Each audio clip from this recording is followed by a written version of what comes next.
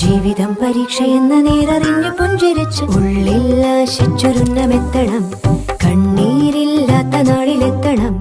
പൂജ്യത്തിൽ നിന്നു മുന്നിലെത്തുവാൻ ഇത്രയും നേരമോ ഇത്രയും ദൂരമോ? ഉള്ളിൽ ആശിച്ചൊരുന്നമെത്തണം. കണ്ണീരില്ലാത്ത നാളിലെത്തണം. പൂജ്യത്തിൽ നിന്നു മുന്നിലെത്തുവാൻ ഇത്രയും നേരമോ ഇത്രയും ദൂരമോ?